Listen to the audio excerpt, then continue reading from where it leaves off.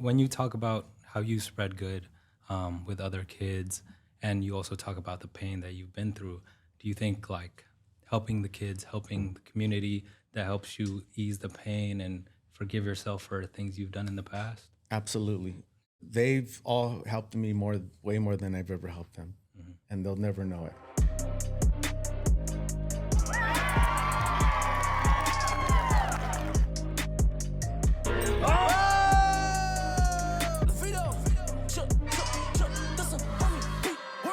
Spread good, baby. What is up, everyone, and welcome to episode 14 of the Spread Good podcast. We've got an awesome guest today. Super excited to introduce you all to Manny Jimenez. Welcome to Spread Good HQ, man. How you doing? Hey, thank you for having me. I've been waiting to come over here and spread good Yeah, no, and learn more about what you guys are doing. I love it. Thank you. Thank you. Fun little story we talked about before we started rolling is I met Saul about 7 or 8 years ago. Wow. Out there, yeah. Yikes. Time flies. And he told me about you one of the first times we met, because I was doing some nonprofit stuff and he was talking about the work that he did. And it's a long time coming. So excited to have you here. Yeah, thank you. Thank you. So tell us a little bit about your upbringing, where you're from, and how you got where you're at. So I grew up as a, little, I guess you could say I was a dreamer from early on. You know what I mean? And I'm a little kid watching TV shows and the movies, but I would run around I would watch the old school Batman. I'm 50, so this is in the 70s. So I watched the old school Batman TV show and Superman, and I would wear the pillowcase around as a cape and run around the apartment. And my mom was always worried that because we lived at the top apartment. She was always worried I was gonna fly out the window or jump out. So that was always a thing. So very, very, very young, it was just like TV, cartoons, Dukes of Hazzard and Grease and Back to the Future, The Outsiders, all these movies. It was just always like exciting. Happy Days, like I've been watching Happy Days recently. It was just, I don't know, it's just so cool. Brings back memories. Brings back a lot of childhood memories, and then the life around that, my mom and dad and then my stepdad was like a real party lifestyle, and I'm sure there was drugs, but when young, you just see everybody partying happy, and then you kind of start learning too how to ask your parents for things when they're when they're partying, because they're in a good mood, right? Yeah. And then I just then you start seeing the violence, and my dad hit my mom and all these things, and I remember I didn't see the stab, but he had stabbed her in the arm. He did something, but I remember just seeing a lot of blood, and they took her to the hospital, and he pulled out in the car, crashed trash cans and all these things. That was a constant thing. And then she left my dad and got with my stepdad, and then I was like mad and angry. I remember when my mom and my stepdad were getting married. The day of the marriage, I was at my grandma's just sitting on my butt. I was like very young in elementary school, and I remember probably it's not even first grade yet, but I remember sitting on my butt at the door, banging my head, just crying, crying, crying, and when you're going through, you don't really know why. But as I reflected throughout the years, I felt like it was because I knew, okay, she's marrying this other man. My dad's not coming back in the picture, So that was like accepting that. And then I think that's where the anger started, Again, it's crazy. You can't articulate or even doesn't. It's just so much going on when you're so young. But as you get older, you could like just reflect on so many things, and I think because I had to heal, to be able to go back and kind of connect the dots. But that was like when some anger really started, and then but I was always hopeful for movies. That was my thing. I never got into sports, and it was just movies and TV shows. And then I always felt like my stepdad bullied me, and he didn't like molest me or nothing, but I felt like he bullied me, and he was trying to like toughen me up right away.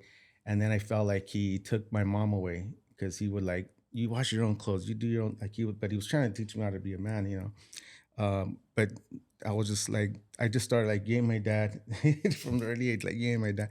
But they would take us to Universal Studios a lot. That was like the thing. I still have Polaroids, and I was like a little kid, and And remember like wearing these new clothes, and it was like a big thing to go to Universal Studios and go on the little rides and all that. And then the what I was at the backlot tram, right?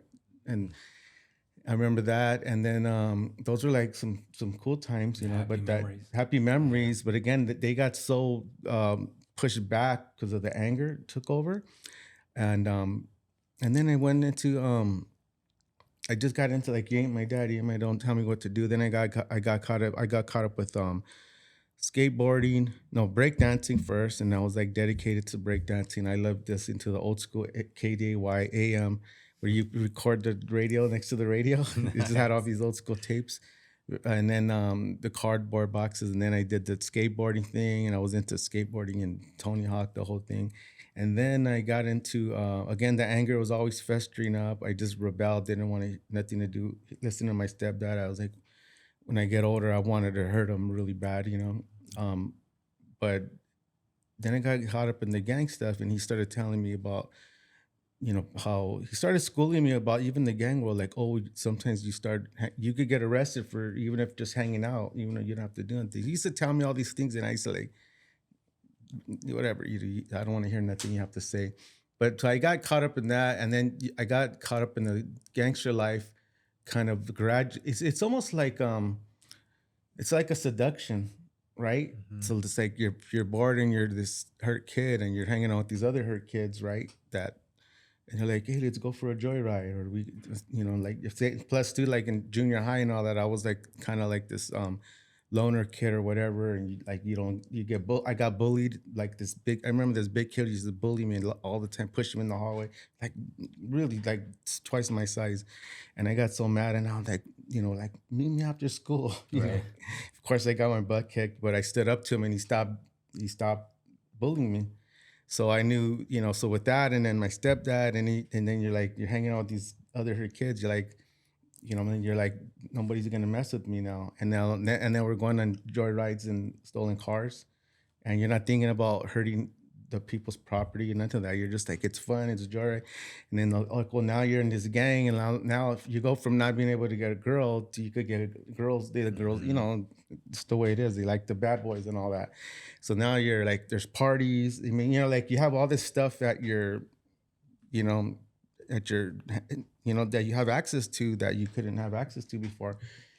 And then I remember this one time my mom, I don't know why my mom, well, there was this one house we saw hang out at, and it was like the neighborhood house. It was like one of my homeboys at the time, his family and all his generation, like his mom, his grandpa, they were like they grew up in the gang, right?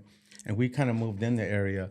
And so this one house was always like getting shot up. But that was like the party house. The mom let him stay in the garage and everybody could just party in there. Her thinking was, well, at least they're home, right?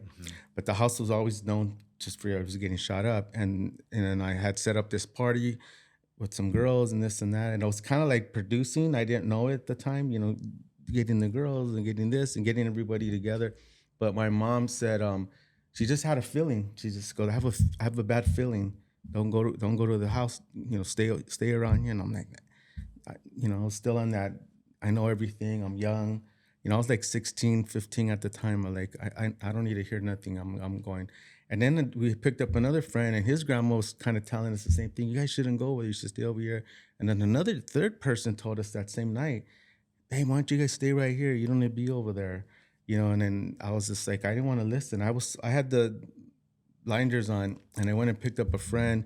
He told his mom, yeah, I'm a boy, mom, and picked him up. And we went to the house, and we got there, and all of a sudden I like get a bad feeling. And then like, it's a big street. So usually you could kind of see cars creeping up that look suspicious. So we kind of like, we'll look. But this one time you just, you know, 4 cars, it seemed like magic. The way I remember, just kind of magically appeared, and then one guy stuck his hand out. Well, we thought we were gonna fight, like in the outsider, or we're gonna rumble, pick up bricks or whatever. But then the guy comes out with the gun, and he shot one time, and then they drove off. And then we were all like, you guys are punks, whatever. And then I looked at my friend that I took with me. He was younger than me. He was shot in the eye, and I remember it was like a really bad nightmare. It was just I was like in shock, you know what I mean? And it devastated me. And then he took him in the hospital. I ran to the hospital, and he passed away. And I remember going back home, and I was just crying, yelling to my mom, mom. And then she ran out. What happened? What happened? I'm like, oh, he's dead. He's dead. I should have listened. You told me not to go over there and all that stuff. So from that point on, I was just so much guilt. I couldn't even I couldn't even articulate all the emotions I had: PTSD, guilt, shame, um, you know, just so deeply hurt. And that I mean, I didn't know about grief counseling and therapy. I didn't know any about, my family didn't know about that stuff either. So that like just really hurt me bad. And then, like a year later, the mom pretty much died. She was in pain from her son dying, and then the whole family, you know, the family, it just it destroyed a family, that situation. And I didn't know, I was so young and angry. I didn't know about trying to stay in touch with the family, and kind of, I was just in my own pain and my own mess. And then after that, the funeral happened, or the wake. You go to the wake, and then like the family's hurting, of course. But I remember being in line, and like all the homeboys are there, and I'm the only one crying, like man, like crying, like, you know what I mean, like really. And I had already been in I had already got kicked out of high school, went to continuation school, and I was already kind of like very close, near to go into the dark side, I call it, right? And my friend Gerardo Rivas, who passed away, he was still like at regular high school. He's, you know what I mean, still had good grades and all that.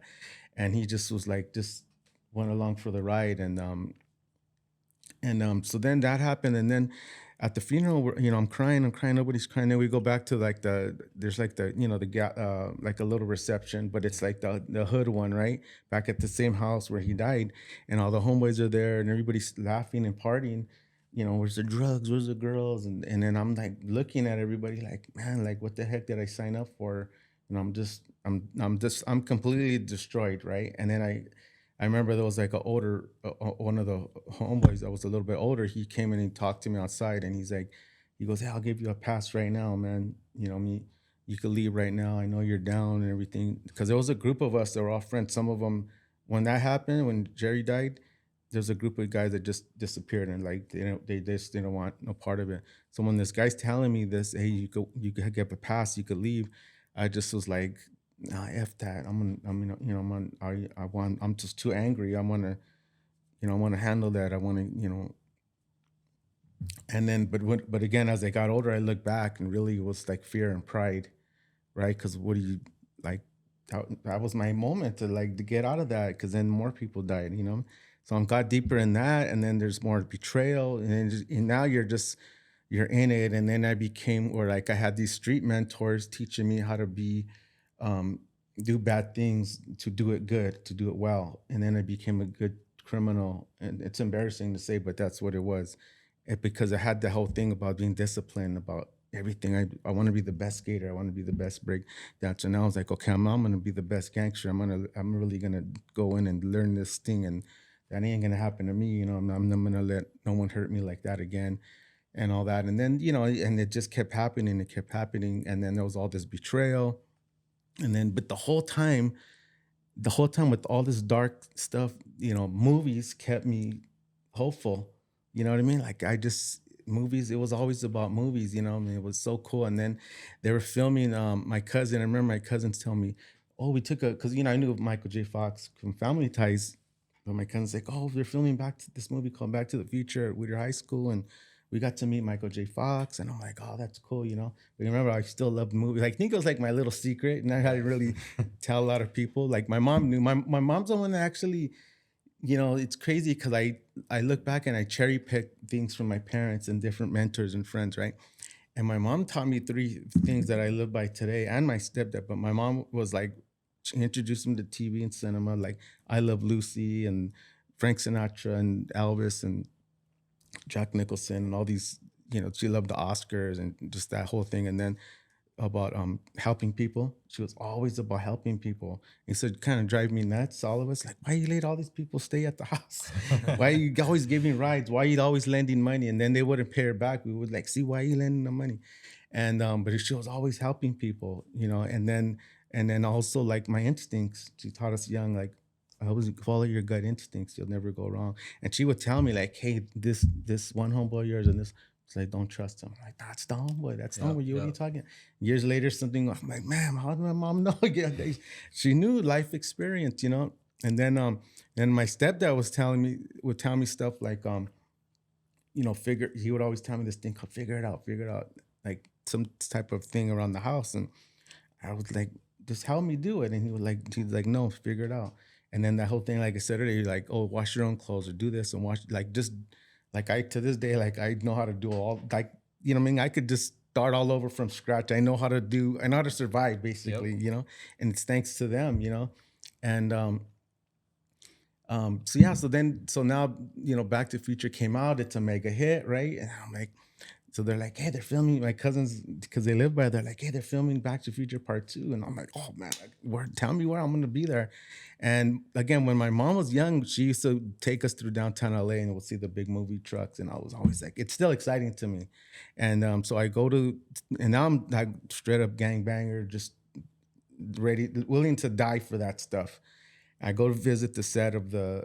Well, I didn't go visit the set. Like, Steven Spielberg invited me, but I go to the, you know, I go to the streets where they're filming, and I'm like just looking, and I remember seeing all the cars, the old bomb cars, and it's all lit and real nice, and I was like, oh man, that's so cool. I would just remember just being like, that is so freaking cool, but like I just never thought in a million years I could be part of it, you know.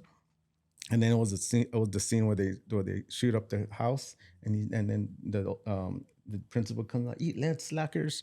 And we would hear the shooting. I was like, oh, that was so cool. And then after that, it was done. It was back to the street stuff or whatever.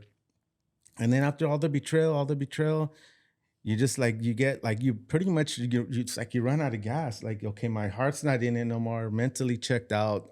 More people died, and it's like, and the ones that are dying, and it's like, man, I lived with so much guilt for so long.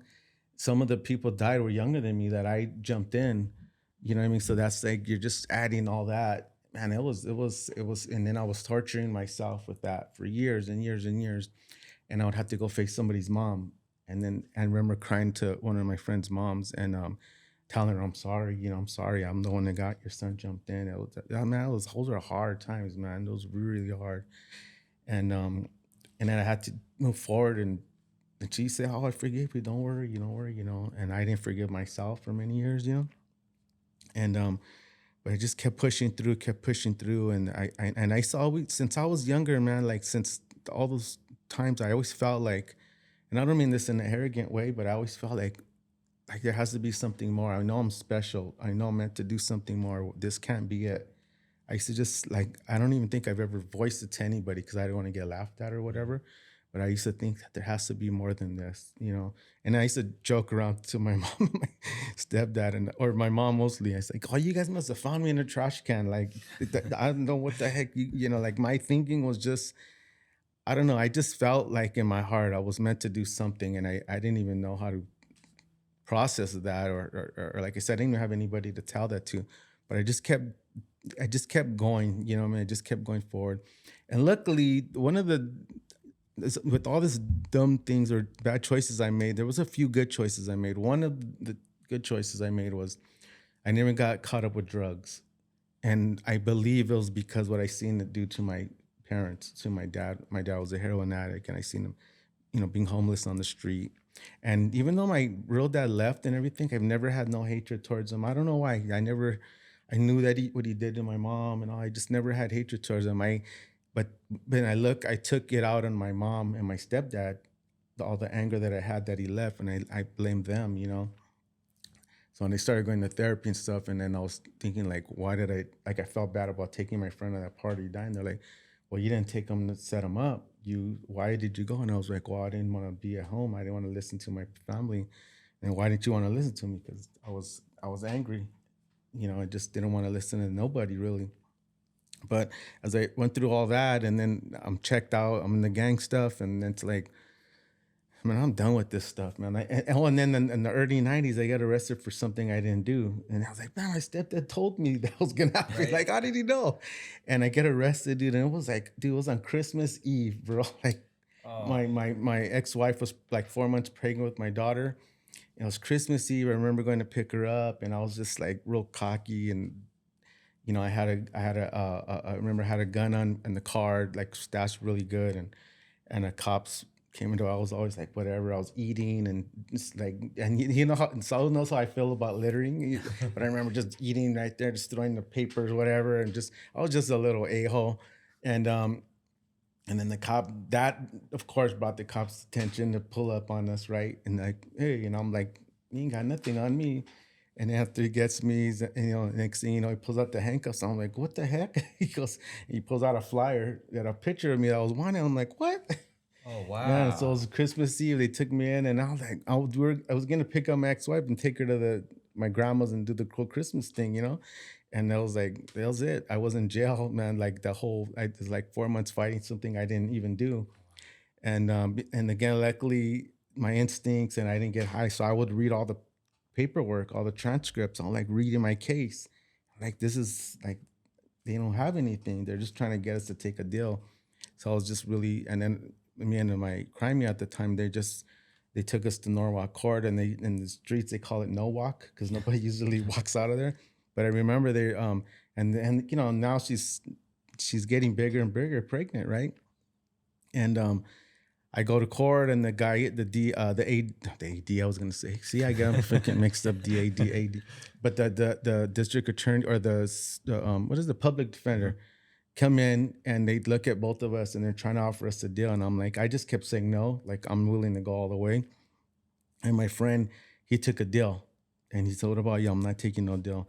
They go out, turn in the paperwork, whatever, come back and said, "Okay, dismissed," and he had to sign his papers to go to prison. Wow. And he was just like, his face was, I'm like, bro, I told you, like, not to sign nothing. So he went to prison. His life took a different direction than mine. It might have slowed him down though, because I kept going. And then, and I remember the bailiff, like we were going in there, and I remember going in the elevator in the bailiff, because you could see it's a BS case. It's just like, it's plain and simple.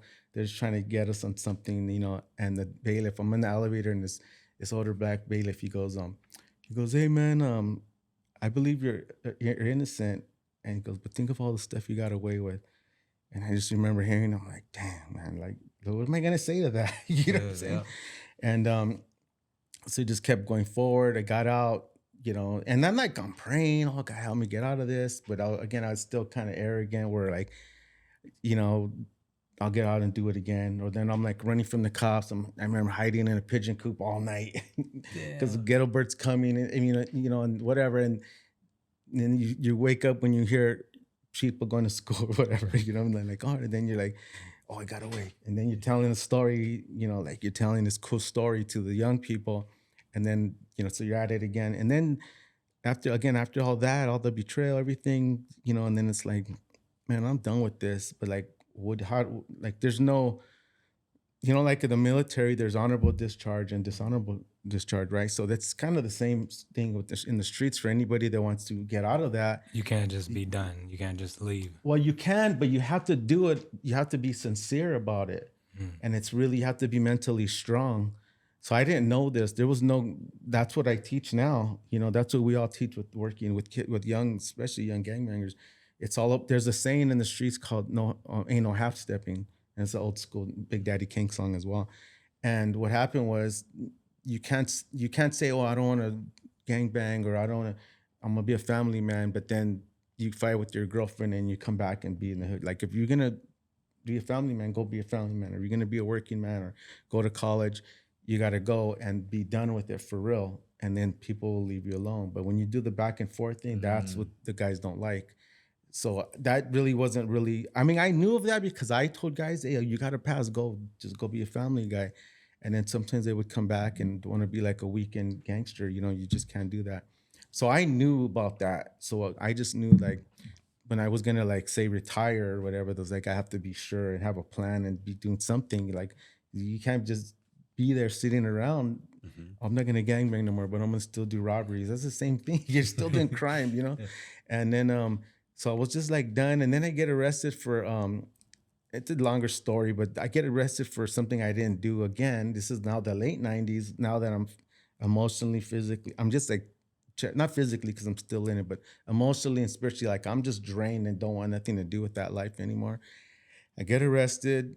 Now I'm with my second, Connie, my wife, who's my wife now, but at the time we were just like kind of dating or whatever. And she's pregnant now. That's weird. I'm just now she's like 4 months pregnant. It's like 10 years later. And I'm like, and I was on the run. And then I'm hiding out at her house. The mom's like, okay, sleep on the couch. And I'm hiding out there. And all these, every time my brother be like, hey, there's a bunch of cops at 7-Eleven. I think they're gonna raid the house. I would be paranoid, So I'm trying to like, I don't know, man. I was trying to raise money because you could walk in with the bail bondsman. It's basically what I did. And I got a lawyer. Like I just kind of knew what to do at this point. Like I said, I studied that whole life pretty good. Okay, you gotta have a lawyer. You gotta, and so then I'm like, I turned myself in. I'm fighting this case. This guy's pointing me out on the 6-pack photos. And my mom was alive. My grandma was alive. My brother was in the courtroom. And I'm just really tired and praying like, oh, man, why ain't this guy? Please help me get out of this. Like this time I really, really meant it. Like I really, really meant it.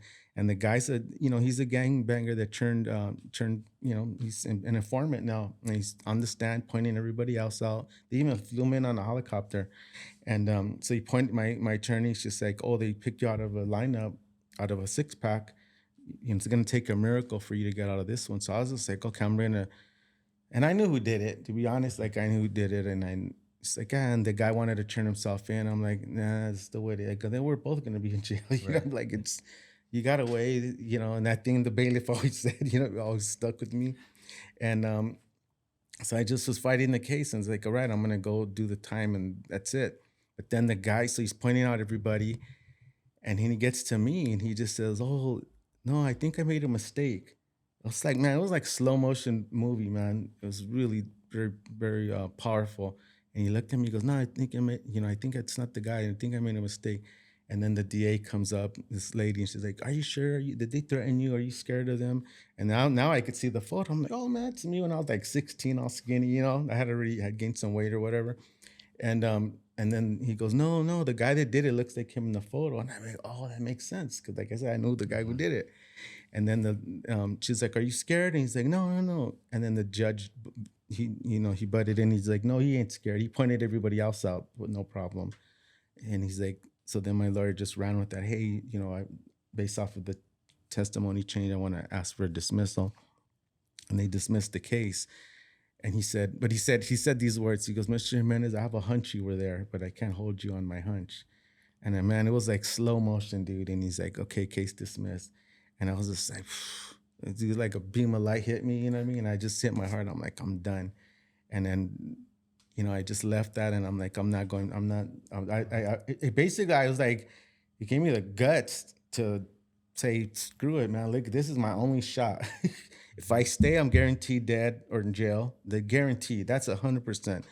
If I go, there's a chance that, and if I don't half step and I do everything that I need to take care of my business, then the guys are gonna not sweat me or whatever. Cause you don't know. You see all the movies, you hear of all these, if you try to leave, this happens. But what I ended up finding out through that process was that my true friends supported me moving on. The homies that really didn't really know me or have my best interests were just kind of talking stuff. Same thing. And at times I let it bother me because that's your pride and ego, and especially when you're young, I'm in my late 20s at this point. And I just I'm like, I'm moving forward. And everything was always moving forward. And then I got a job at, now I'm trying to just be a regular citizen, go get a regular job and all this stuff. Ended up at Toys R Us. And I had took that mindset of, in the streets, there's a mindset of called put it in work. You just put in work. And then you kind of can rise up, you know what I mean? There's a lot of corrupt things that go on, but there's also things you could learn from, like brotherhood. There is some camaraderie. There is some brother. I mean, there was some good times, good memories, but there's also a lot of dark times. But I remember just taking like, okay, I knew this. If you put in work and you can move up, so I took that mentality to the workspace, which was Toys R Us. So then I started getting Employee of the Month, and I had customers telling my boss, like writing letters and calling in, hey, this guy, dude. I said, well, I remember I would cry, like, what? I never had nobody tell me anything like, good job, son, or like none of that stuff. So to have like strangers start complimenting me, like, wow, it was just moving my heart, And then I just kept going on, kept going. But I was like, man, I'm at Toys R Us. I'm about to have my third kid, and like these other people here are young, and they have all their like they talk about all their life goals and college and all that. I'm like, what the heck am I gonna do? Like most of my check on buying Batman toys and Hot Wheels, you know what I mean? Stuff I didn't have when I was a kid, right? So I'm like, what am I gonna do? And I was like, oh man, I thought of the military, and I was like, I don't like waking up early. I thought of school. I'm like, I don't like math. I ain't trying to, I just was like really thinking, like, what am I gonna do? And Connie I would have to take the work hours where we could get her mom's car. Mm-hmm. And it's a time where like now I'm like really at my lowest. Like now I can't even make money doing criminal stuff because I walked away from that, right? So I'm like trying to make money legit, and I don't have a license, I don't have a bank, I don't have nothing, right? My confidence is like, I had zero actually, not even that much. And I would just watch TV. I watch Jay Leno and hear all these different interviews. And Robert Duvall said like he worked at the post office, but that wasn't what he wanted. He goes, he got benefits, everything, but he's like, that's just not what he wanted to do the rest of his life. So it was like these interviews were hitting me at the perfect time in my life. I guess when I was so vulnerable and just ready to like, what am I going to do here? And Will Smith said one about building a wall at his dad's storefront, and about putting up the brick one by one. And he says, see, that's and you never say can't, and it was just like these things. And then I was like, well, I should try to do the movie thing. And then it was like, when I'm at Toys R Us and all these other jobs, I was always trying to hide my criminal background. That was always like the thing, like they're gonna find out and then they're gonna fire me, And I remember at Toys R Us, there was this youngster that would I don't know what game it was in the late 90s, but some Sony something, and he was putting some aside. He goes, yeah. I go, what are you doing? And he goes, I'm gonna jack these. I go, bro, don't take them while I'm here. They're gonna blame me. He was like real young, and I was like, and I said, dude, I'm gonna F you up, dude. If you try to do that while I'm here, they're gonna fire me. I'm trying to do good, and I'm on probation and all.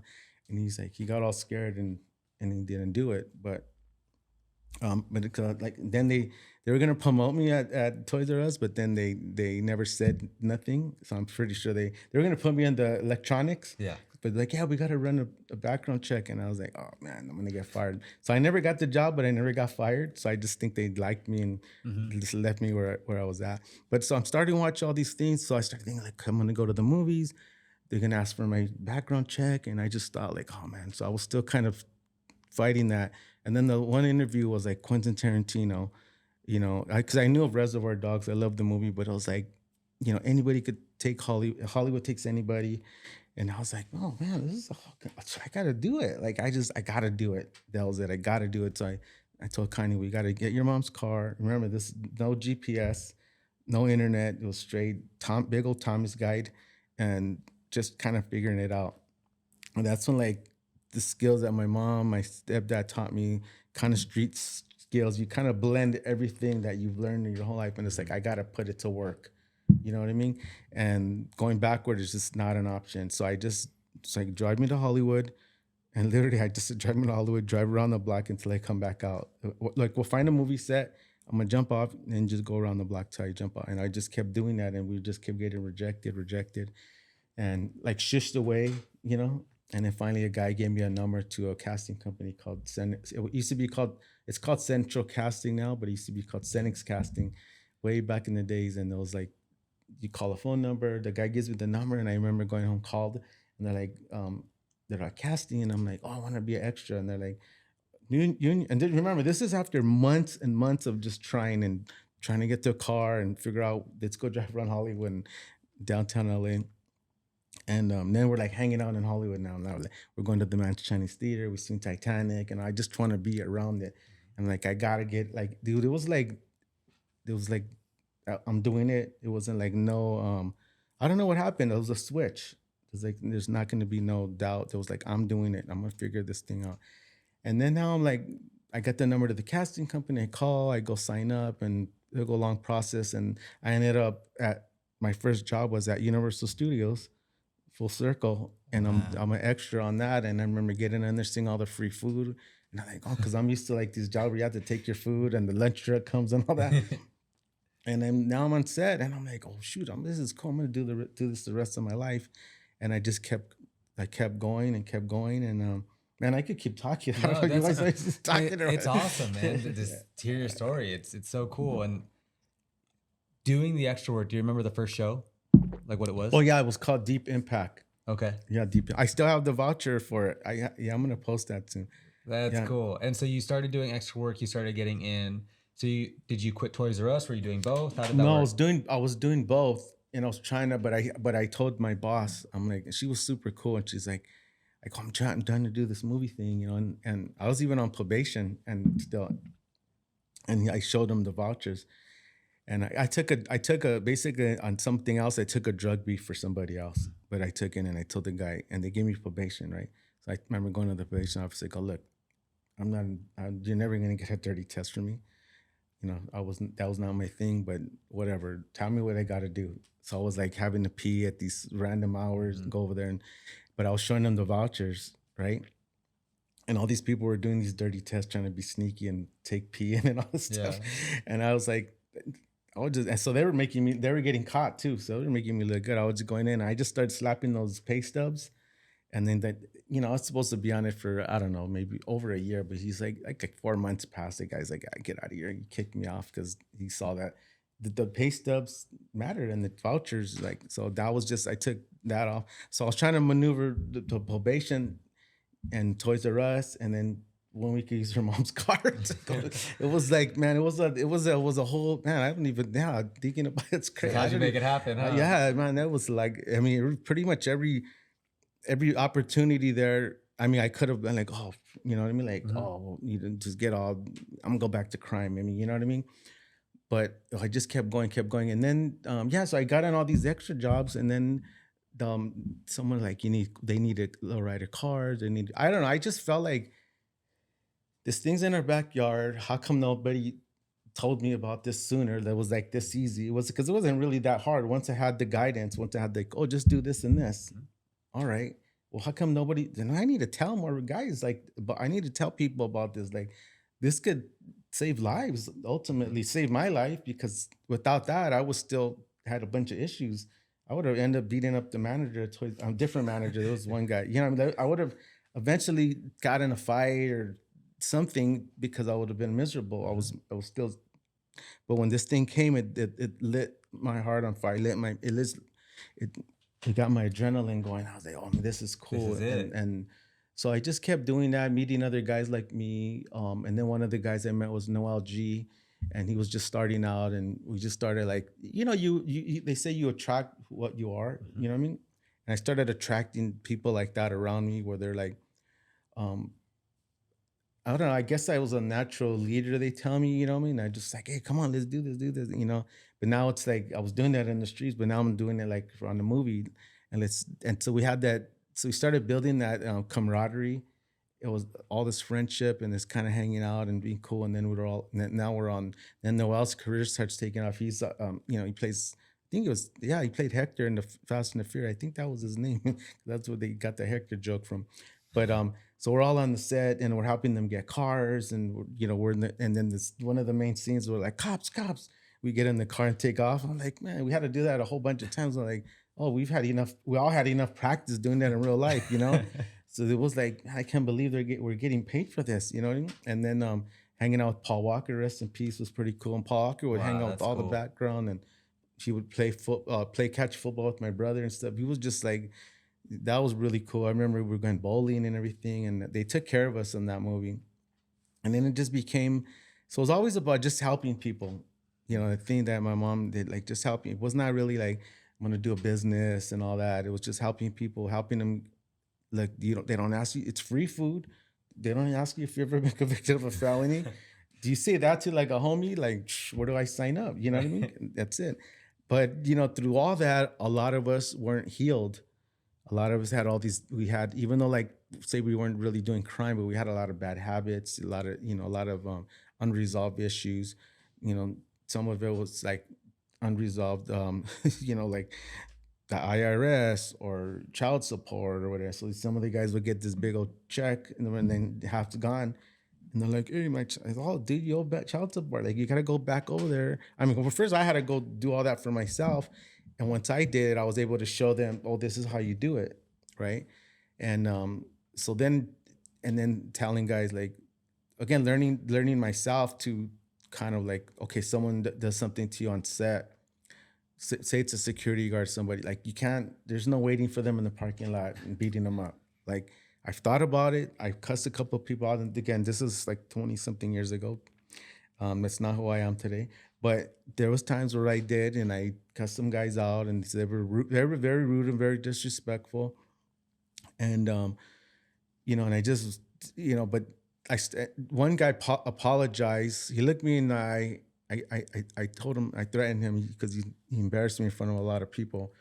And he looked, and I caught him at lunch, and I said, man, I just told him something pretty nasty. And he looked me in the eye, and his eyes were watering. He said, yeah, I'm sorry, man.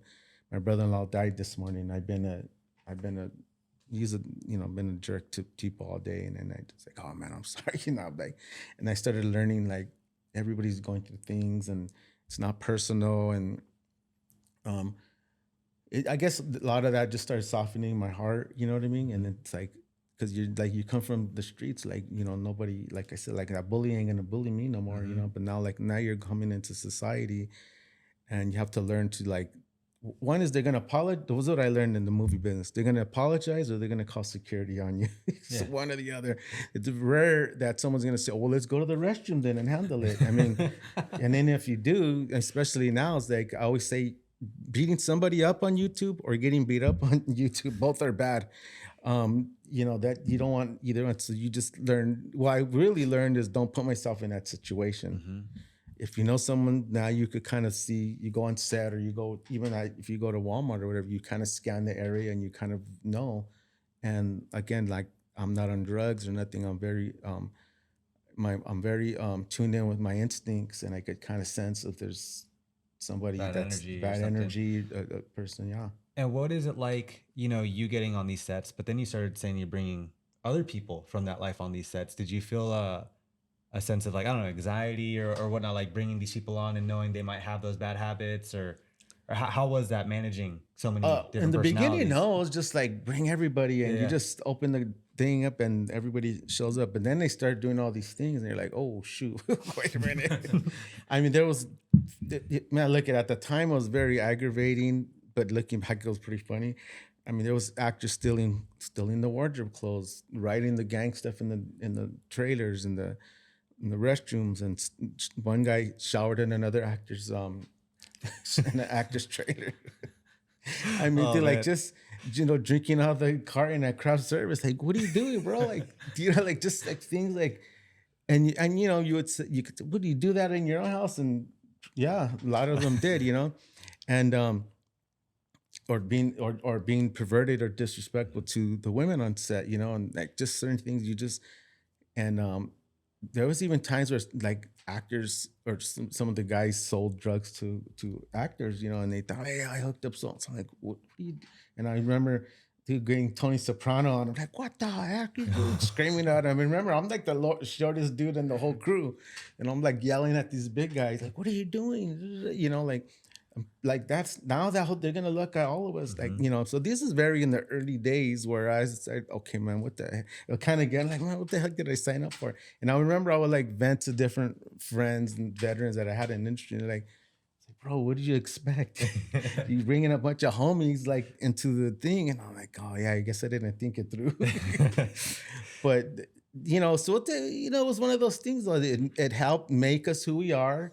And it got us the reputation that, we, at the end of the day, people, they showed up, they did their job and delivered, but it was in between the A lot of setups, little funny little moments. funny moments. And one guy walked off the set one time, a big Universal movie with the stunt gun, the prop gun, Oh. and they're like, remember no texting back then. They're like, hey, where's he at? And we're like, what happened? Like, oh, he took off with the gun. Like you're supposed to, as soon as you're done, turn in the gun to the armor guy, and so we're like, so he had went off and he went off to buy drugs, and we were like filming downtown. I'm like, dude. Yeah, so these things happen, but in time, like in time, unfortunately, some people went back to prison. Some people went back because it's not steady pay. You know what I mean? Or someone does a commercial, it's like 30 G's, and they never had that much money. Blow it, huh? It's gone. It's gone. And again, I only was able to help and guide them with whatever I knew about life at that point, right? So and I'm still dealing with my own, like I was still living with the guilt and shame and all my own stuff. I was still having nightmares. I'm still like walking up to my driveway. When Tony Soprano would walk down to get his paper, and we'd be looking at it, like that was me every day. I remember one time I would just, again, I'm not even on drugs, nothing, just straight, you know, sober. And I remember one time walking up to the house real late at night, and what I saw was because the white T-shirt, not like but that's a homie. If you have the big baggy white T-shirt creased down, that's like an active gang member. That's the uniform. But when I'm walking up to the house one time, I seen a guy run by with the big white T-shirt on, and I just turned around and I left the door locked because I don't want them to go in the house. I'm like, fuck, I'm gonna die right now, and I just stayed right there, and I'm like waiting to just get shot and die. And the feeling of that was just like, man, it was just so overwhelming. And then nothing happened, and I go and look, and it was a fat white cat that had run by. Wow. Yeah, dude. But I saw, like, you know what I mean? That's how my brain, it was like, what? And then I would have these nightmares, and my wife would wake me up and all that, and then yeah, and then it was like I had to start like forgiving people from my past, like the guy who killed my friend Jerry. Like he had went to YA for like 4 or 5 years, and I remember like I was like, man, I gotta forgive that guy because I'm torturing myself. You know what I mean? Like if I don't forgive him, I'm gonna end up trying to do something. I'm gonna end up in prison, and I'm like, I'm so far now. I'm in Hollywood. I'm doing this thing, and I have to forgive him, and I want to be forgiven on the things that I did. And I remember like the mom, when I had told her, hey, I got your son jumped in. So I had to learn about forgiving others, and then the hardest one for the longest time was forgiving yourself. Oh man, that was so hard. I mean, I still struggle with it. I'm not 100% there, but I'm way better. Again, it's been 27 years since I've been out of that stuff. And it's years of therapy, marriage counseling, grief counseling, anger management, church, friendships like Saul, that came in my life. And I don't know if you guys know how we met. Like his little brother and my son were best friends. They're still good friends, but they were best friends in junior high, right? And then my son was like, yeah, my friend Diego's brother does some movie stuff, whatever. And I'm like, oh, that's cool. And then so he connected us, and then we just hit it off. And then that was how long ago? Like 15 years? Probably more. Probably longer. Yeah. Yeah. And he went in and he's like, hey, I go come work for the summer. I think you came for free at first, right? The summer thing. Yeah. And I'm like, oh, we're gonna do a PSA. And because one is like knowing your craft when you're working at a school with kids, that's one thing. But how are you with kids? Are you gonna be cussing? Are you gonna be smoking? Are you gonna be doing all this? Whatever it is you do, you just can't do it around the kids, because they're junior high. You know what I mean? Yeah. So just for everybody listening that doesn't know, you guys were doing some nonprofit work. That's what we're talking about right now. So tell us what that was. Yeah. So we were working for a company called SoCal Crossroads and Tribeca Teaches LA. So Tribeca teaches, they have Tribeca Film Institute is in New York, Robert De Niro's company. But we did the pilot program, which is Tribeca Teaches LA at Lenox Middle School. And they provided cameras and laptops or Macs, big old nice stuff, man. And then dude, I don't have a degree or nothing. And they end up clearing me and letting me, because like they're like, as long as you don't have, like, you have a criminal record, Tribeca. I'm like, yeah, but the nonprofit Crossroads, like, yeah, but none of his stuff's like no sex crimes, So they cleared me to work with the kids and gave me a keys to a bungalow and keys to the restroom. And I remember other teachers are like, you don't even have a degree. How'd you get all this stuff? I was like, oh, from my life experience working with kids. But through Crossroads, I knew Paul Carrillo for years, and he knew that I was like very clean, living a clean life. And so we called Saul to come in, and we started working with kids. And I was like, oh yeah, he's really good with the kids. Like he's not, like I said, doing anything kind of wild. And then I remember my car at the time. Do you remember my car? He always said, my car, the battery, something happened where it didn't start, and I was gonna take some kids home, and so I was already like leaving, and I was like, oh man, what am I gonna do? And then I don't even know. All of a sudden, I see him come back, and then he's like, hey, what happened? And I'm like, oh, that was cool. Like he could have just, it was, we have a long drive home. You could have just took off. I was like, man, that was really cool. And I was like, oh, this guy's, he's okay. He has a kind heart. Cause he was already like, I thought he was gone. And he's seen, I don't know what happened. You've seen at the corner of your eye or something, right? And I just remember like, oh man, this is a good guy. And then ever since then, and like, he's just been he's done, man, I don't know if he doesn't even know how much he's impacted my life. My wife knows how I feel about you, and I'm gonna say more things for Saul, but yeah. So he just helped me be better as a human, as a teacher. That whole experience was really cool. But I want to say, when we're working with the gangster guys, I want to go back to that really quick. And I started doing that work on myself, like I was saying. That's when I started. We started going. A group of us started going to like speak at drug programs and schools, and telling our story, right? And then that's how I met Paul, the founder of Crossroads. And then that's when we had a friendship and all that. And then one day he's like, hey, would you ever want to do this? And I'm like, yeah, sure. And then I started doing the teaching, going to work at the nonprofit. But, excuse me. But it was really about the timing of doing that work on myself.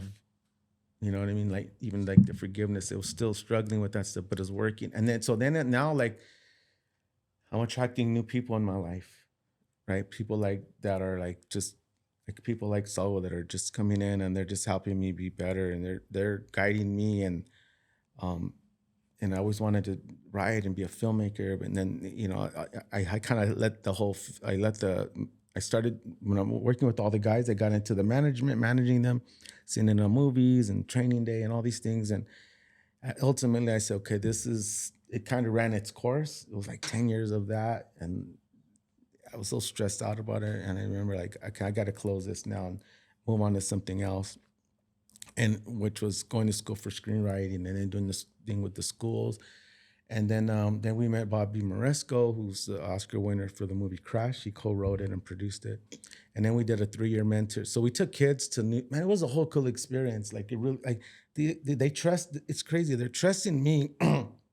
They trusted us, like, with their kids to go to New York. To the festival, right? Yeah, to the festivals, and to, and I was more excited to meet Robert De Niro than they were. But, more than once. And then like now we're picking their kids up every Sunday for a 3-year program. So every Sunday, again, we're not even getting paid. We're like going on Sundays to pick up the kids from Lenox to take them to Sherman Oaks for like for like 3 years. I think we did that for, and it was still worth it. Like, they graduated, they're in college now, like they're adults, and man, it's a beautiful, like you can't put a price on that stuff. You know what I mean? You just really can't. And and some of them went, like one of the kids I was telling you about earlier, like they went a different way, but we still stay in contact with them. Cause I always feel like, man, I was like, there was some people that thought like, man, this guy's never gonna change about me. And now people, even people that I felt kind of dogged me out, it could be family members or family friends. But I was like, I don't blame them. I wouldn't have wanted me around at that time either, But at the time, you're kind of hurt, But so I know what that feels like. So even though some of our mentees or some of the old suspect guys might be going down a little detour, taking the longer road, so to speak, right? We're still gonna be, hey, we're right here when you're ready. We're right here, just giving them words of encouragement, giving them um, hope. You know what I mean? To try to I love that. reel them back in. I love that. And after everything you've been through, you went and did the Hollywood thing, getting on sets, getting paid to do what you love. Some people would just go run that and just do you. Why is it so important to you to keep spreading good and giving back to this community? I don't know. It's like breathing for me. Like I just have to. I've been on Instagram like 4 years, right? And I finally got the hang of all of that because it was very overwhelming at first. But people are hitting me up. I'm meeting, people like I want to be an actor or whatever. Usually that's what it is, but it's like homies right from the street, or just someone they need a mentor. They don't know how to articulate that, and I know, and I start the friendship. But what it is like I'm gonna give them some new guy that I could tell maybe just needs an ear, needs a friend. I'm gonna give him the same attention that I'm gonna give the big Hollywood producer guy on the daily. That means getting back to them fast. That means, you know, keeping my word, right? We're gonna set a dinner to go out and talk about the thing, do a check-in, right? So as I been on this journey, it started clicking like, oh, like, so I'm mentoring a kid and he's venting to me that he hates his stepdad, right? And he's telling me all this. And I'm like, oh man, I know what that's like. relate to it. I can relate. I go, oh, wait, did your stepdad molest you? No. What was he telling you? Oh, well, he's getting on me about this. And I go, bro, he loves you. He loves you. He's guiding you. Trust me. You're mad right now, but later on, you're gonna realize like and then the kids that don't have parents telling them anything, they're like, they wish they had that. Cause that's like if that means you care. If you have your parents telling you all this stuff. I used to take my son to pick up Diego, Saul's little brother, and take them to a birthday party or whatever. I don't know if they were telling the truth, but I would drop them. I would always want to know like whose house is it. I want to know. And some of the other kids' parents would just not say nothing. I would just go honk, and the kid would jump in the car, and they didn't know me, but Saul's mom and dad like wanted to meet me. We got to, you know what I mean? I'm like, oh yeah. And then it makes sense. Saul's a good guy. I knew why he's a good guy because his parents, they raised him right, and they're involved. They're attentive to, and they want to know because you could tell. Like my son's gonna go somewhere. I want to meet the parent and know, like, hey. I even went to parenting class. I went at one by myself because they were like, you need parenting. My wife like, all right, I'll go to parenting class. I went to parenting class. Then I'm trying to apply the stuff that I'm learning in a parenting class. And my wife's like, I'm like, you told me that I'm doing what they taught me. What do you see? So now then it's okay. Now we're going to marriage counseling. Okay, you guys need to go together to parenting. I'm like, come on, we'll go together. So then we go together to another one. And then now we're like hearing these parents with these crazy stories. I'm like, oh man, we don't like, one I was like, okay, we don't got it that bad. You know what I mean? Because really, like when your kid starts doing things, you kind of, oh, my kid, this my kid did. But really, what I learned of that is like, well, it's the parents. You know what I mean? Ultimately, it's the parents. The parent. If you're a parent and you're constantly working on yourself, being better, being forgiving, having grace and mercy on your kid. If he messes up, don't shame him for life. You know what I mean? I would get really mad about things. And I was parenting with fear. I didn't want him to get caught up with the stuff I was caught up with. But so you start, so we then went to parenting together, and we just wanted to get better. And then we went to another parenting, all three of us, a family. It was a family counseling. And at this time, we were working with the kids still, with Bobby and Resco. It was the time we're helping these other kids. And then sometimes you feel like, man, I'm helping all these other kids, but I can't help my son. And it was hard, That's kind of crazy when you talk about that. So I have a 4-year-old, a 2-year-old, and a newborn. And, we do all these things for all these other kids. And it's been a couple of years of me trying to figure out I'm helping so many other kids, but not spending the time with my kids. And me and my wife always talk about that. Like, as much as I love helping the kids, like, I want to be there for my kids. So it's a balance that you have to figure out. Yeah, absolutely. And then add, your own personal Yeah. Growth. growth Yeah. and Yeah. physically, emotionally, mentally. I mean, it's tough, man. Yeah. And when you talk about how you spread good with other kids, and you also talk about the pain that you've been through, do you think like helping the kids, helping the community, that helps you ease the pain and forgive yourself for things you've done in the past? Absolutely. They've all helped me way more than I've ever helped them. And they'll never know it. Like, never. It's just, yeah, it was. I mean, look, because it could have, even when I started doing that, when you said, like, why do you do it? Man, part of it probably could have been from guilt. You know, like, okay, I did all this bad. Let me try to do good now. Um, but also was like there's a mentee named Dolores. She had a baby, right?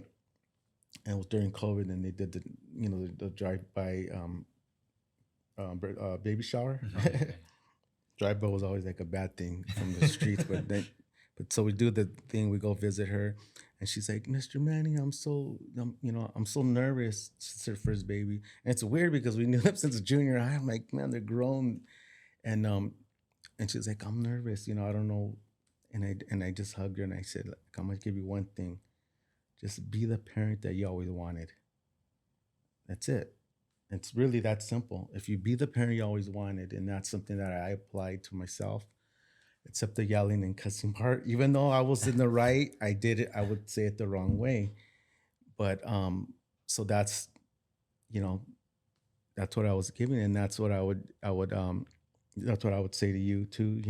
And yeah, like something my pastor used to always say too. If you're helping other kids, somebody else will also help your kid, and whatever everybody's belief is, like karma or God or whatever. But that also became true for me. I was always helping, and sometimes I couldn't, and not that I wasn't trying, I just couldn't get through my son on certain things, but somebody else did. I mean, he'll tell me, "Oh, this one time this happened," and I'm like, "Oh, what?" Like, "Oh, that's cool." And so then I would remember what my pastor said. I'm like, "Oh, all right, that's cool." So helping these other people, it really was that. But no, they totally helped me more than I helped. I think they did. And then but that's another thing too. They're not taught that in school, like balance. That's so like even someone to come in Hollywood and do that. Okay, that's not even that hard. But like when like you see, a lot of people don't know when like say these working actors, like use an example. You know how many people don't know how many birthdays they had to miss, how many sometimes they even have to miss the birth, or they miss a quinceañera or a school play or whatever, those big moments in your kid's life because you're on contract to be on the other side of the world. You know what I mean? And that stuff's, man, that's hard. You know what I mean? Because I mean, I was able to make, honestly, like over 95% of their things. And I was, because my career hadn't taken off and I had extra time to make it work. But there was times where I would just drive all the way to Fontana, be there for like 5 minutes and see my daughter and wave, and and then they got their little certificate and take off, and even their stepdad would be like, "Hey, bro, that's cool." Like like I had to, like I know what that's like to not have that. So not having my dad end up helping me be a better dad in this weird way, because like I know what that's like. So I'm never gonna not be there for them, but I also want to teach them how to survive in the world, because I know I'm not gonna be here forever, and that's the thing that people, you tell your kids, "I'm gonna be there." Like, we're not. It's just the reality. When they get older, we have to tell them, like, we're not always gonna be here. You have to know how to do some of this stuff, and then you're like grieving. Like when our parents died, you're grieving and you're trying to pack all their stuff and deal with the memorial, and no one's taught that stuff. You know what I mean? You got to kind of press your emotions down, get the stuff done, and then you just cry and deal with the grieving. I think ultimately doing all this work that I'm talking about, in order to do good and do better, I had to do good and be better for myself first, because I'm not helping nobody if I don't help myself. So you could go and keep helping, be on empty, And then I'm just like, you know, like you have to like, so the more I worked on myself, let me put it like this. The more I worked on myself at home to be a better parent, a better husband, um, stop yelling, stop cussing, stop all that stuff, and make your home full of peace, right? To just do good in your home. Then I'm like, okay, cool. And then started apologizing like to my son, man, I'm sorry I used to cuss at you and all these things, and had a lot of healing with him. And then after that I start taking that to my workplace and to the set, to the, you know, being a director now, and I'm like, oh, this is cool. Like now I could be a director, and this is how you really supposed to be a director, by speaking with kindness, not barking orders, not yelling, not belittling people. It's you know, it's intense with or without money. It's intense. Filmmaking is hard, but I love it. Like the adrenaline I get from doing that, it's like absolutely love it. I love that. I want to do this. I want to do like Clint Eastwood, just be old doing this. So now it comes back to like, okay, let's create projects. So like one of the first projects we did a PSA. We worked together, and it was me directing. Saul was the cinematographer, and it came out pretty cool, decent. And um, then we did a second chance, and then that was dedicated to my friend Jerry that I've died. seen it. Yeah. So when you were telling that story, I was like, I've seen this movie before. Yeah. And so that was you. That's my story. And then Wow. that's my son that played me. He's an actor, yeah. Wow. And And That's then a good one. who was the other actor? oh yeah, and then Juan Gerardo, he was the mentee from Lennox Middle School, from Crossroads. When we're doing the program at Lennox Middle School, they're sending me these kids, and I'm like, you know, I kind of wanted to. I don't want to. The kids are getting in trouble. I like send them my way, you know. I don't want to say bad kids, you know. But you know, just kind of lost their way. But the way the program was set up, it was like the counselor, Miss Romero, had certain kids that they felt that needed to be in the program, so they sent me. But then she comes and say, "Hey, I got this one kid. He was like caught doing something at school they shouldn't have been doing," and then, you know, we're like, basically they were gonna expel him, and I'm like, no, and send him my way. And that was Juan, and then he would stay after school all the time when you have to do paperwork. I hated paperwork. But he would always stay and ask me a lot of questions and stuff, and we just became friends. And then it was always, and then it ended up being like, I'm gonna give this person, whether young or old, like what I would give my own son. I'm gonna give this person what I wish I wanted, right? As a mentor, as a parent, as a kind of a parent. Because some of them didn't have parents, but one had a good mom and dad, and they had a taco. They still did have a taco truck in Lennox. It was really good food, and we would always go there. I remember I just gained a lot of weight at that time, so they'd always hook us up. But Juan would come in and he would work hard, and he just like his whole spirit changed. And then we got him an audition at Paramount, and remember he went to Paramount Studios, four callbacks. And that did something for him. Just the fact that where he's from, driving all the way to Paramount Studios, having to check in, get your parking pass and your little sticker, you put it on your thing and you walk around and you're in Paramount. And like it did a shift for him, you know. And he didn't get the part, but you could tell it changed him. He came back like floating, like with the glow. So I knew like, man, this thing works. He saw it was possible. Yeah, it's possible. You know what I mean? And he wasn't like bitter, like, oh, I didn't get it. Like, he just took the good in it, and that was such a beautiful thing. And then then you end up going to college and graduating, and their parents became legal and they just beautiful family. And then they just graduated, and he was at our screening. He's the kid that played with my son on A Second Chance. Wow. And that whole thing was, I don't know if you knew, I cried a lot on that movie. Well, I mentioned the dad because I remember the scene when. Oh, that's right, the dad. talks, Yeah, like, you got to remind me. No. But it was such a beautiful. There's moments when you're shooting a project, right? When everything's planned, you're in pre-production, right? Everything's planned, but there's certain moments where, like, the director and the actor create this scene, and I think it's the environment, a safe environment. and just that teamwork hits that perfect note, And I remember the scene between Juan and his dad. Yeah, we cast the dad to And play that's not an Juan's- actor. That was Yeah. the most amazing thing. That scene was just, until this day, I feel like people kind of tell you that they love that scene. Oh yeah, they So love okay, it. I don't know if you want to kind of describe the scene and I mean, in the story. You know, some of it we fictionalized a little bit of it, but he's a single dad that in the backstory that had lost his wife, and now he's trying to save his son, you know, from the life. And he sees his son hanging around with this other kid, right? And he tells him in like in Spanish, like, "Hey, I'm the mom and the dad. Like, I really need you now." And like, man, the way he said it, like, man, you just like, it's deep. It's really heavy, and he just. I remember everybody, all the crew, everybody started crying. Like, and then when we wrapped it, like, oh man, I'm gonna call my dad. You know what I mean? It was that. Yeah, thank you for reminding me that. So, and yeah, and the dad, he just, because even if the dad never did it again, he got to have like that moment, and he got to do it with his son. How special is that? You know what I mean? And vice versa for both of them. So that was cool, and I got to do that with my son, and got to do it with Saul and all of our friends, and there was no like I'm the director, you know. I'm like, hey man, you want tea? Like I told everybody from the jump, like I don't care if the film suffers. I don't want anybody being mistreated. Like I don't want anybody leaving here mistreated and belittled or just.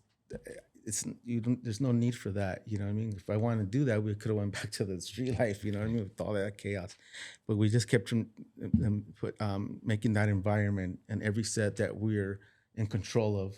You know. Yeah, and then so Saul doesn't know, man. Like he's been such a blessing in my life. Like he's so like one is that he's not a yes man. He'll tell me like it is, but he'll tell me very respectful and tell me with love, and I'll take it because I know that it's coming from a good place. And I would ask him advice. I've asked him advice about stuff with my son, and he would tell me, and he would tell me the truth. And sometimes I was wrong, you know. And he'll tell me stuff about life. He'll tell me stuff about filmmaking. He never once belittled me or tried to make me, because I'm pretty bad with the technical stuff. And he never once, he's we're like what, 10, 15 years apart or something, right? about there, yeah. Yeah. And he never, you know, a lot of the youngsters like, oh, you're an old head, you don't know, you know. But I just learned that I'm gonna be a student of life for the rest of my life, and I think that's the way we have to be. But he's just been such a blessing in my life, and then I'm gonna say it on the air. We had the suspect screening. It's been eating me up, and I wanted to tell you because we're up there and all these things happen, and I didn't get to thank Saul, the DP, and I know how you are. We just thank Saul. And you guys see the suspect series. That's our third project together. Well, we did many projects together with the kids, but where it's actually our project, you know. And he was the cinematographer on it. And when you guys see it, it looks beautiful and amazing. And yeah, and like that definitely wouldn't have happened without him. And again, not only from the skill level, the eye that he has, the instincts that he has, but it's his gentleness, his kindness that he gave me and that he gave the actors and the environment that he helped create. Because I could go and be be spazzing out about something, and he's just like, man, it's gonna be okay. And that's Saul. Yeah, yeah. And so thank you, Saul, man. I appreciate you. I love you, dude. And yeah, man. And it's just when you see, and going back to doing well and doing good, that's what we're doing. Every project we do, we want to give people that experience of where they feel safe and they feel like what he gave me. We want to give that to everybody where they feel safe, they feel loved, they feel like they belong, you know? And together we're creating the space of the environment behind the camera and the actors where they're going through a life-changing experience, but good. It's like beautiful, like something they've never experienced in their life. When they leave, we want to fuel them up to like, go take that on all whatever your endeavor you choose after this, take that with you. And then the project itself, when you watch it, that's a whole nother experience for everybody. And we've shared that experience with Pure Community. We got a great space. It was like 3 weeks ago or something. We had the community screening, and it wasn't Hollywood at all. And like, you know, it's crazy. Like I was hoping to get a development deal with the studio, And then the strike happened, and I was like thinking about it. I was kind of bummed. I'm like, oh man, now what are we gonna do? You know, and then I'm like, oh man, I'm luckily I didn't get no deal. I would have been handcuffed. I would have not been able to do nothing Right. because of the strikes. I'm like, I'm not in the studio locked in. We could do whatever we want because we're independent. And so we had a community screening, and like over 1,000 people showed up. And we, you know, I thought like maybe a few hundred would show, but it was way bigger than we thought. I was overwhelmed. I was emotional. So one friend asked me, "Hey, were you drunk?" Because I was like, "No, I don't drink." He goes, "You look drunk, dude. You're so emotional." I was like, "Bro, I was crying, dude." I was just, you know, and but it was like family there, friends, like some of my old skateboarding. Dude, it was like, it was almost like it was like my funeral. Like all these people showed up to. It was very overwhelming, and I was so fast, and and I didn't really get to appreciate it because it was just so much to do. much, yeah. And then over the weekend, dude, I'm like crying and crying and remembering. And then my wife, to give me my Cinderella man moment, part two, she's like, "I'm so proud of you." And then I'd start crying, and but then the most beautiful thing, like then the Lennox kids came. Juan was there, and he's an adult now. Ludris, and I don't know if you've seen Haiti. Haiti had showed up too. Oh, no. Yeah, and they're all grown up, and they're like so happy. And the Crossroads people are there. Paul and Miss Romero from Lennox Middle School. And like I said, people that knew me from junior high when I was a skater, and then the people in between the gang. Everybody that's like changed, but knew me from all these different phases of my life. And then the filmmaker. So it was very, very weird, man. It was a weird film, very, very emotional. And I just kept thinking about my mom, you know what I mean, at that time. And then it was I don't know, it was really one of the best nights of my life. Emotionally, it just was bigger than I ever imagined. You know what I mean? Like it was. I've been to red carpet screenings at premieres with celebrities. Like this was way better experience than that. And because it was not because of me, it was because of the community, you know, because of the message of trying to do good and do well and teach people to just be better. And I know we planted some seeds, and getting the messages from the young people, man, I'll still cry. Like they'll read them and I was going, like one kid, like, man, I was going through some stuff, man. I needed that. Like, man, like you can't put a price on that. You know what I mean?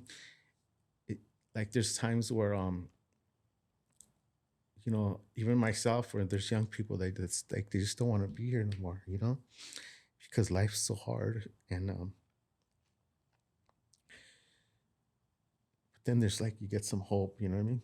You get that little hope. You could watch a video. You could watch a little funny thing of a cat or a baby, or watch your guys' podcast or something, and you give somebody, just gives them this hope. It's like, it's gonna be okay. It's gonna be okay. And so many people have done that for me, and I just want to keep doing that for people, you know. And that's, you can't put a price on that thing, man. Like you can't, you know, saving lives. So I always say, like, we're in the business of saving lives. You know what I mean? That's it. You know, someone that never been on set, just like, I want to learn, and they're willing to just come and be respectful. We want to help that person. I don't care if anybody comes in and surpasses my career like that's like that. There's a guy that I'm mentoring right now. He's like 45, 47. It's his first thing he's directing. He's, you know, only been doing it a year, but he's put up his own money. And he's like, dude, he's one of the guys that said, "Bro, I was in high school and I watched you on the news. It's such a pleasure to me." And I'm like, man, he's super tall, right? And I'm like, and he's asking me a million questions. And I was like, "I'll show you everything that I know, dude. Everything. Like, I've never been that guy. Saul knows, and he's the same way. We want to give it all away. We're just here to give it all away. We're not gonna like be greedy with our contacts or greedy with information. I don't know why people are like that. It just doesn't make sense to me, you know, but we just want to give it all away. And because I look at it like, if I can help this guy, he's gonna go back and take joy and he's gonna go back and take joy, kindness, and goodness into his family, into his household, right? And then that spreads to his wife, that spreads to his kids, and then it spreads to them, right? And then they go to school, and then their friendships and other households, because you could be spreading a bad virus Yeah. right? Yeah. Or you could be spreading this good virus. Well, not the virus, but Spreading good. spreading Yeah, good. spread good. And that's like, if so we keep doing that, and keep having a safe environment, keep having a safe haven, especially like I said, dude, like the last day of shooting, we're like sleeping like 2 hours, dude, just straight adrenaline and coffee. And then the last day of shooting, Mike, our producer, his car, something happened with his, I think he ran out of gas, but he had all the footage. Dude, he had all the footage of everything. And I'm like, do you know that? Did I tell you? So I got home already and I'm freaking tired. I'm ready. And he's like, hey, he's like on Peck Road in the 60 and the AAA's taking. I didn't even, are you okay? I just like, dude, where's the footage? You know what I mean? Oh, And man. he knew though. He's like, bro, I got all it was like the briefcase of Pulp Fiction. You know what I mean? Oh, Like, my you gosh. better not lose that. So Right. I go over there. Like they go, dude, let's go eat or something and come back, but bring that, just put it in the trunk, lock it. And so we go, so everywhere we go now, we're like, oh man, that person looks shady. Like, let's not go here and let's go here. And so then we're like driving, I go, dude, let's just go to McDonald's and go back to the house.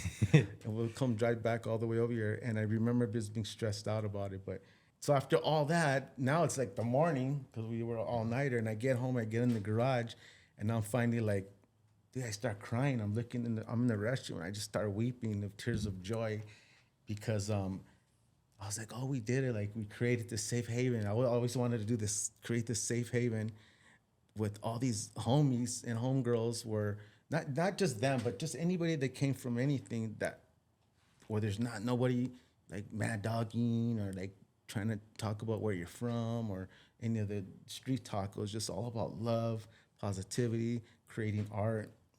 And I was just weeping of tears of joy. And there was guys there that had been in prison, had hard lives. A lot of them confided in me a lot of personal stuff that I'll keep between us.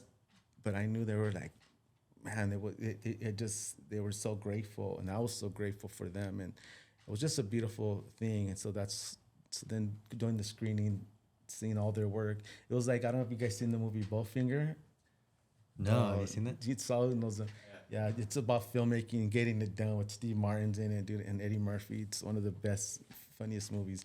But they make a movie independent way, no permits and all that, and then they have their screening at the end, and that's what reminded me of our screening, because that's what we always talked about. You planted that seed in me about, it's not about Hollywood, it's about the community screening. He told me that a long time ago. I remember, and so when we did it like that, it worked out perfect. It was this pure community, pure love, no fakeness. We didn't have we had a lot of working actors there too, but we didn't have them, at a VIP where they were hanging out with everybody. So they're on the show This Fool or whatever, the Hot Cheeto movie, Flaming Hot. So movies and TV shows that just came out. So on the Mayans, so all my family and friends were like, hey, that's so yeah, go talk to them. They're cool. Because we didn't want to have that I'm better than you vibe that they usually do. And then people leave kind of feeling weird. But so, yeah, and then they sold out the food, and it was a beautiful thing. And but it couldn't have happened without Soul, and about him wanting to spread good to me and then spread good to everybody. And yeah, it was I don't know. Do you remember how was it for you for that night? Because you saw me all stressed. Yeah. Right? Well, it was funny because at one point the projector stopped working. Remember that? Yeah. And at first it gets kind of quiet, slow down, but then after a while, people were just cheering and just yelling for you. You went up there and started kind of like not a Q&A, but just started talking, waiting for the projector. But it was just that love that there was never a dull moment, right? Everyone was just there to support and love. And Marilyn was like that. Marilyn was kind of looking around. She's like, oh, that's the actor, and then that's the actor. After the event, there were a lot of people. It was a lot of people. And at that point, I already met Ludres. I, ran into Paul, Ms. Romero, and Marilyn was like, "Oh, do you want to stay and network and meet some people?" I was like, "Nah, I already saw the people that I wanted to see." That was going back to kind of like helping the kids and about the community. Like, it was just nice talking to them, seeing the parents, seeing how much they grew and what they're doing with their lives. It's a special, beautiful feeling. It's very, very special. And then, yeah, that was just, Nah, I mean, just the only thing I will say though is, you know, we've done a lot of projects, but one of the very first projects we did, oh my god, I forgot the name, with Caesar in them. Second Chance or East Los? East Los. Oh, yeah. We were shooting at a gas station, and I went up the gas station because I had to get like this special angle. Yeah, he was on the top. It was like one of the coldest nights in LA. Remember that? It was on record, the coldest night in LA. Wow. So I'm there, and they basically forget about me for like 4 hours. I'm like freezing with the camera, and then I don't know. Finally, someone saw me, and you guys were like, "Oh shit!" Like, no, come down. But that I remember that. Yeah, and a real high speed chase went by, and Wow. and like, oh, hey, get that. But it was funny because, and then I remember how all of a sudden like 5 sheriff cars just kind of pulled up and Started they were just hanging chilling. out. Yeah, they were just chilling. You Yeah, know? we had That's real cool. sheriffs. It was one of our actor friends' sister and her husband. They're real sheriffs, but they were being security for us. So I guess they kind of hung out, and we're not used to that. Like us, like we're like, hey, well, the cops are here. What do they get? They're gonna kick us out, you know. But they ended up just being cool, hanging out. But yeah. But that was like our first thing. That was like That was That was a while already. But other than that, it's just kind of what we were saying about mentoring and helping. You know, it's about giving the torch to the next generation, right? Not holding on to the information, to the knowledge. I remember one of the things that, and I know you like what Bobby Moresco once said when we were working with the kids, and he was working with the kids. He said, "I'm only going to work as hard as you do." Yeah, I remember that one. Remember that one, and that really kind of hit home because it sparked something on the kids. How Manny mentioned, you are devoting yourself. This is like a 3-year devotion. Like every Saturday, we're gonna do this, no matter what, rain or sunshine, right? And it was just beautiful seeing these kids kind of find their voice. And the same thing that you mentioned, what the experience of Juan going to Paramount did to him, you saw the experience of working with Bobby, working with other actors, because Bobby, you know, he's a known producer, director, writer, so every now and then he'll bring an actor to kind of talk to the kids. Yeah, working actor. Yeah. Really. Yeah, like, you know, big actors. And it was that, I remember just kind of that, seeing the kids kind of like their eyes just like, oh shit, like what the fuck, like, this is real, you know. So you definitely saw that spark on the kids. And then I even got super excited. Do you remember Happy Days mom, Mary? I can't think of her name. Miriam. Anyway, she's the mom in Happy Days. She came and she was one of the guests, and I was like, oh shoot, that like took me full, you know, That like, feeling, huh? I was like, what? Yeah, that's cool, man. That's so cool. Well, yeah, we can't thank you enough, man. A lot of the things that you said, I relate to personally. I know Nick related to a lot of it. I think the whole world can relate to a lot of, you know, what you've been through. We all have our different journeys, but I can't thank you enough for just sharing with us and being so open, because this is gonna help a lot of people. Thank you for creating this safe space for me to, because you know sometimes you go into a thing and you're kind of a little guarded. You guys created a space for me to feel comfortable to be vulnerable. You know, so thank you guys. No, thank you. And where can people check out the Suspect series and learn more about what you're doing? Well, right now we're doing screenings. Well, they can follow on Instagram. It's at Suspect the Series. That's, you could just follow that, and then my Instagram, TikTok. I don't dance on TikTok. But Oh, man. I got Man. TikTok. And YouTube, it's Manny Jimenez Sr. MannyJimenezSr. And what we're doing with it, so the way we've been doing it, like I love how Scorsese and Tarantino use music in cinema. I love that. I'm a big fan of that. So I found a little loophole that works for me. And YouTube, you could use music and put something out on YouTube. You're just not gonna monetize, and I'm okay with that, because long as the art is there and people could see it, like that's cool. That's what it's about. So we did this with all that in mind. Like we're just gonna use whatever music. So we use, you know, we got Tupac and Led Zeppelin and cool, and like we got some pretty big people in there, but the people complement the music. But what we're trying to do is basically we want to showcase the art with the casting. Like I wanted to create. I'm a big fan of Michael Pena and Crash, and also cool to work with Bobby, you know, because he was unknown, but he was skilled. But I wanted to keep doing that same thing. I want to get these skilled unknown actors that are willing to work hard as I'm going to work. That's what we told Frankie as well, and he played me. So we did this thing. We did it, and we're now we're gonna do more screenings, but for kids in juvenile hall, kids at schools and community centers, and then put it up as a 5-part web series with the music. Fine, we don't monetize, and then see where it goes. You know, let the people give it to. This is really not even me. No, it's give it to the world. It's a gift to the world, and then you know, if we go on and do a second web series, season 2 web series, that's fine. If I got to do web series the rest of my life, I'm totally fine with that. That is cool because I'm not in this for the money. I'm in this to spread good, like what you guys are doing. So that's fine. If I have to DoorDash all week to film on the weekends, whatever, I'm gonna do it. I love it, you know. So that's what we're doing with that. And then hey, if a studio comes and knocking, cool. If they don't, we're still gonna do it like this. I love that, man. I love that. It's beautiful. Yeah, I just want to say your whole story, everything, it's super inspiring. You know, there's a lot of places or a lot of people who may have gone a different direction, but every time there was something that held you back, you used it in a positive way.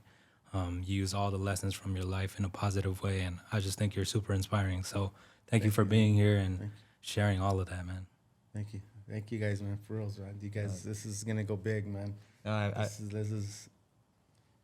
I feel it, man. And honestly, I feel like we could just talk all day, and we might after the camera stops rolling because it's just, connecting with people. You know, Saul and I talked about it. But like I said, back when we met on set, and it was like, growing up, I always felt like I was different, you know? And I feel like there's an issue with Hollywood, but there's an issue with the world. People always are trying to conform to what's in, what's trendy. Being mean to people is trendy sometimes, right? Being a certain way on set. But when you stay true to yourself, you find the other different people. And I think that's how we all found each other, you know? Yeah. It might have been the longer path, but it feels the best. Oh man, 100%. I was ready to go on a ramble, but I agree. So I know, Manny, we always talk about, you know, old school, whatever, like old school classic gangster films. And just like how you did an hour ago, I didn't watch My Cousin Vinny, and you're like, oh, what? You gotta watch it. Without a fail. So we have some quotes. It's gonna be Manny versus Brody. Okay. And yeah, let's see who knows more about gangster films. All right, ready? You don't have to. It's just a movie. You don't have to guess like the character or the actor. Okay. Sometimes when I'm in the car with my wife, a song come on, I'm like, what's the movie? What's the scene? What's the character? You gotta name everything. I got my money on Manny. Say hello to my little friend. Oh yeah, that's Scarface. Oh, there you go. Oh, You got- I actually got one? Oh. Yep. Hey, all right. That was the easiest one. I don't tip because society says I have to. Reservoir Dogs. Have you seen that? No. Okay. All right. Leave the gun, take the cannoli. It's Godfather. Yeah. Have you seen that? Nope. Okay. And I just did the audiobook not too long ago too, so it's kind of fresh. Stay gold, pony boy. Oh, Stay gold. Outsiders. I know the director. No, I was just acting like I was in the game. Francis Ford Coppola did Godfather and Yeah, this guy's good. Man, I started good. Hey, I got a point. The saddest thing in life is wasted Bronx talent. Tale. I don't even finish it, and you already got it, man. Am I allowed to do that? Yeah, you're good. You're good. It's first to the buzzer. Never respect anybody who doesn't respect you back. Oh, Boys in the Hood. Oh, there you go. good. He got two. Yeah, two. All right. Keep your friends close, but your enemies closer. A Godfather, I believe, right? Or Yep. Godfather 2. Godfather 2. Yep. And that's pretty much it. Well, hey, what was the score? What was the final I think score? it was like 8-2. Hey, I didn't troll, so it's Yeah, good. yeah, You yeah. know, I'm above the table. No, You were no, close. right You on. were close. Hey, man, I like that respect, game. Respect. You Yeah, gotta you're do good at that it. for you gotta mix it up next time, like Some Stuart Little or something. romances or Oh, yeah. Rom-coms. rom-coms Yeah. There you go. or animations. Yeah. And then do it a little harder. Thank you again, man. Much thanks. Thank you, man. Yeah, of course, brother. And you, brother. please be sure to check out all of Manny's social medias and the Suspect series. Jared's going to throw all the links up top, in the bio, all the good stuff. And until next time, keep spreading good. Keep spreading good.